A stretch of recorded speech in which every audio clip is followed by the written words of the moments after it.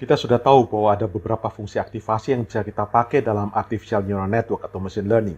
Ada fungsi sigmoid, ada fungsi linear, ada tangen hiperbolik, ada juga fungsi ReLU. Nah, pada video ini saya akan menunjukkan perbandingan performan dari 4 jenis fungsi aktivasi ini.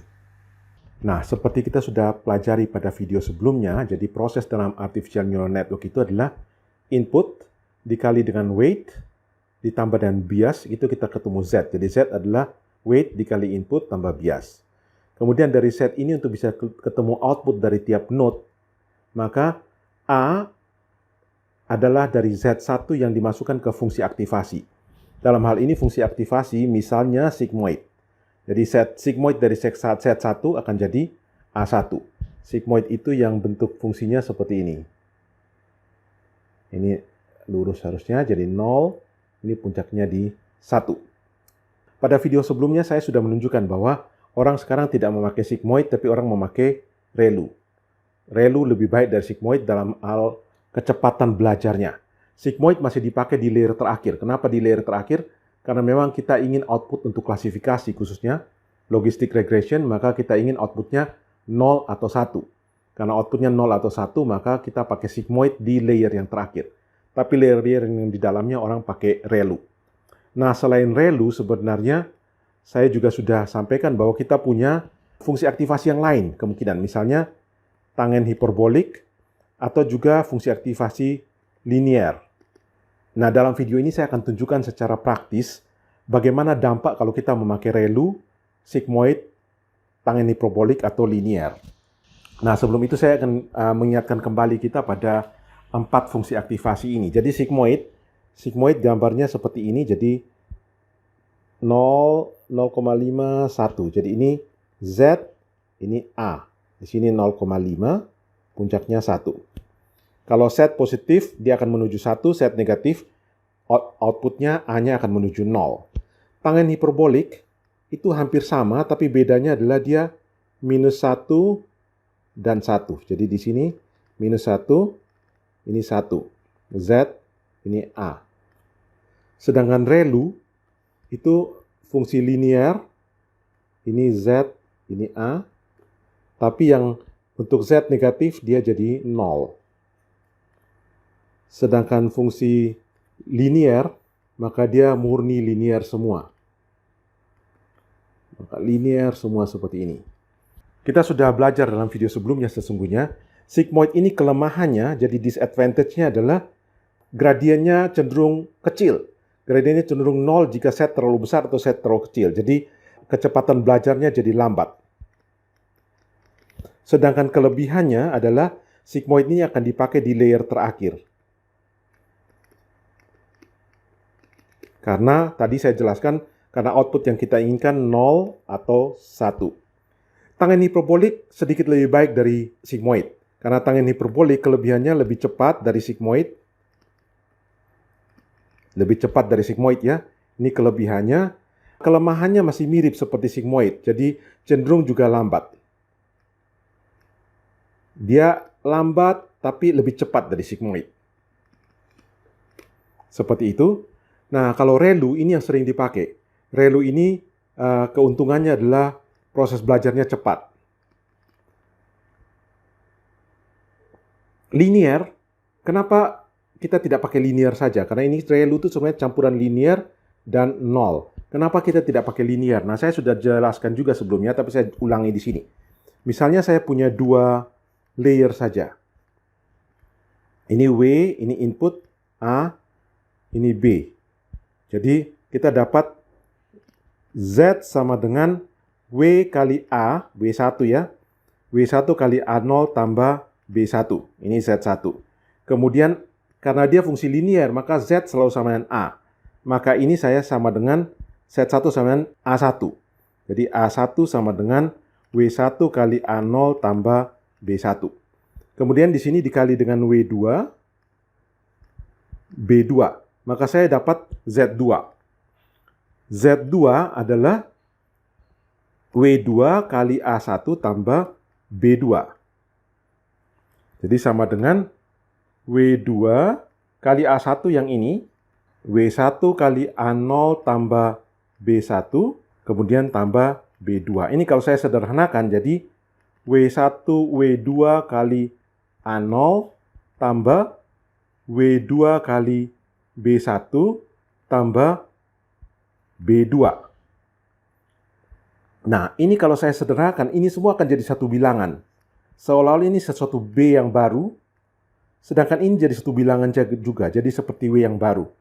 Artinya ini seperti set 2 adalah W kali A0 tambah B. Artinya walaupun saya punya 2 layer, ini seolah-olah saya cuma punya 1 layer. Dengan kata lain, kalau kita pakai fungsi aktivasi linier, maka network kita cuma bisa membedakan antara kasus di mana kita cuma bisa membedakan jika kita menggunakan garis lurus. Nah, ini saya akan tunjukkan dalam contoh dengan menggunakan simulasi. Nah, di sini saya mensimulasikan, saya menggunakan ini, Playground TensorFlow org. Anda bisa buka sendiri di website dan Anda bisa lihat di sini. Jadi di sini kita lihat, ini kita punya cuma 2 input.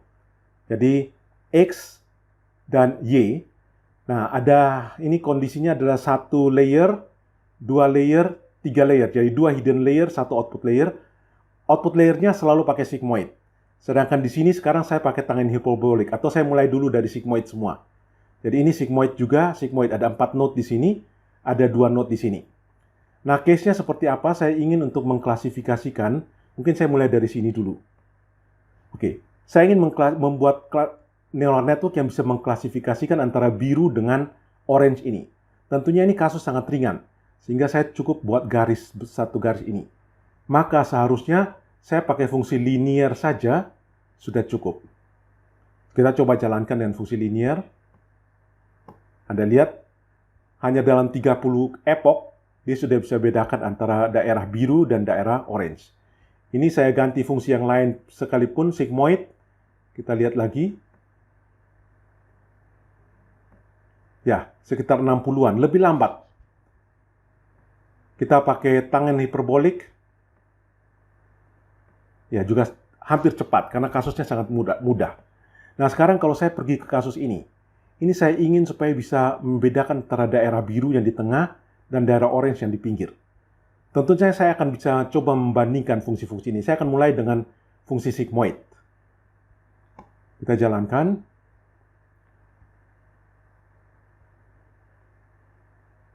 Anda lihat proses belajarnya sangat lambat.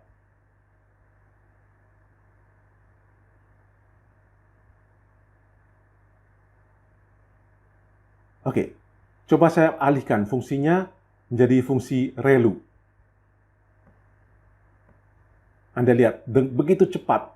Cuma 30-an epoch, dia sudah bisa membedakan daerah biru dan daerah orange. Bagaimana dengan kalau saya pakai fungsi tangen hiperbolik? Ya, saya ulangi ya.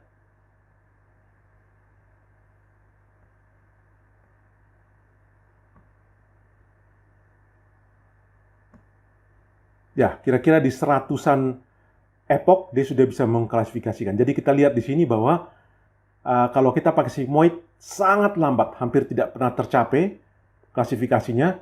Kalau kita pakai tangen hiperbolik tercapai tapi lebih lambat dari kalau kita pakai ReLU. Bagaimana kalau kita pakai linear? Anda ingat linear itu sama seperti kita memasang satu garis lurus. Nah, kalau kasus seperti ini tidak mungkin kita pasang garis lurus untuk membedakan biru dan orange. Sehingga kalau saya jalankan training, sampai kapanpun tidak akan bisa berhasil memisahkan orange dan biru. Jadi fungsi linear gagal. Nah, saya ingin coba kita maju ke kasus yang lebih rumit. Misalnya kasus seperti ini. Kita membuat network untuk memisahkan antara daerah biru dan daerah orange. Tentunya kita tidak cukup dengan menggunakan 2 layer seperti ini. Mungkin saya tambah menjadi 3 hidden layer, 1 output layer. Dan ini saya buat jadi katakanlah 6 node. Di sini juga 6 node, katakanlah di sini saya coba dengan 4 node. Coba kita mulai dengan linear. Harusnya linear tidak akan mungkin bisa. Anda lihat, dengan fungsi linear tidak berhasil memisahkan daerah biru dan daerah orange. Bagaimana dengan kalau saya menggunakan ReLU?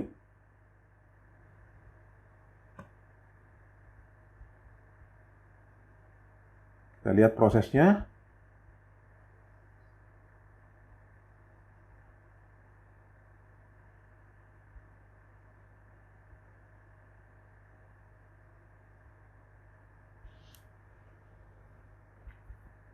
Ya, sudah makin menuju ke kondisi dia bisa memisahkan biru dan orange.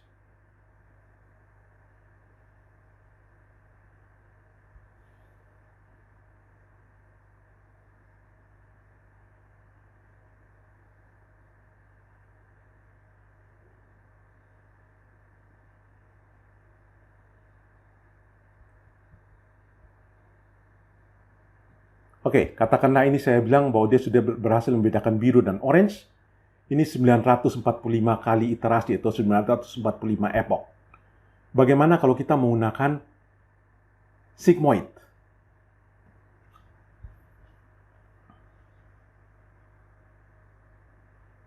Anda lihat di sini, errornya sigmoid turun sangat lambat.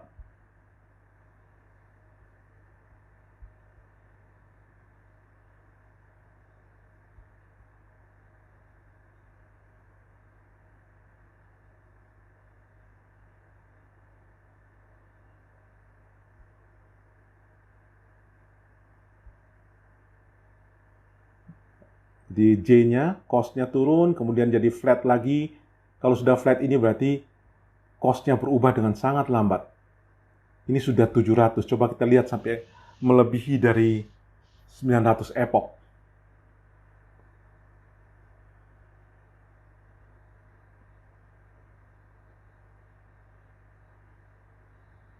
Anda lihat di sini, proses belajarnya sangat lambat. Ini sudah lebih dari 1000. Saya menggunakan learning rate yang sama ya, 0,03 seperti tadi. Oke, jadi sigmoid menunjukkan bahwa proses belajarnya terlalu lambat. Bagaimana kalau saya menggunakan tangen hiperbolik? Saya menggunakan learning rate yang sama ya.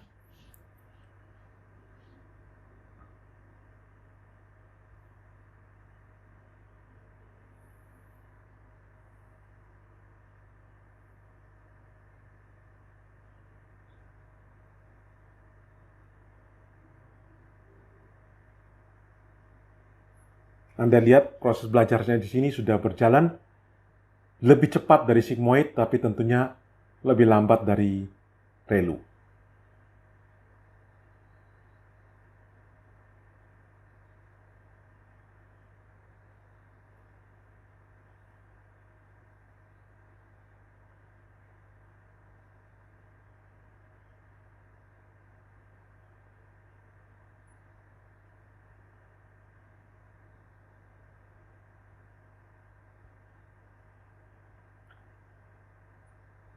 Ya, ini sudah lebih dari 1000 epoch, sudah mulai terbentuk lebih bagus dari sigmoid, tapi ReLU masih lebih bagus. Bagaimana kalau saya menggunakan fungsi linear? Tentunya tidak bisa, karena saya tidak bisa menggambar satu garis lurus untuk memisah antara orange dan biru. Tapi coba kita jalankan saja. Ya, Anda lihat cost function-nya tidak turun sama sekali.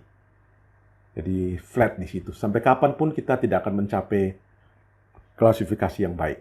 Oke, jadi ini adalah caranya saya mendemokan bagaimana kita melihat perbedaan antara 3 fungsi aktivasi ini. Jadi fungsi aktivasi sigmoid, proses belajarnya sangat lambat. Jadi fungsi aktivasi sigmoid kita cuma pakai di layer terakhir untuk klasifikasi. Sedangkan fungsi yang umum kita pakai adalah ReLU. Tangen hiperbolik lebih bagus dari sigmoid, tapi lebih kurang bagus dibandingkan ReLU. Sedangkan linear akan kita pakai kalau kita menggunakan regresi. Jadi bukan klasifikasi, tapi regresi. Dan cuma untuk kasus-kasus di mana kita bisa memisah secara linear. Jadi memisah dengan garis lurus. Nah, di sini Anda lihat seperti saya jelaskan di awal-awal perkuliahan ini, bahwa machine learning itu ada 2 prosesnya. Jadi, apakah regresi atau klasifikasi. Regresi berarti mencari kecenderungan yang sama, klasifikasi berarti mencari perbedaan. Atau klasifikasi sering disebut sebagai regresi juga, tapi disebut logistic regression. Sedangkan yang ini adalah regression. Oke, dengan demo sederhana ini saya harap kita bisa memahami bahwa mengapa orang sekarang memakai fungsi ReLU sebagai fungsi aktivasi, khususnya untuk layer-layer sebelum layer terakhir. Sedangkan pada layer terakhir, orang akan cenderung memakai fungsi sigmoid karena hanya akan membedakan antara 1 dan 0.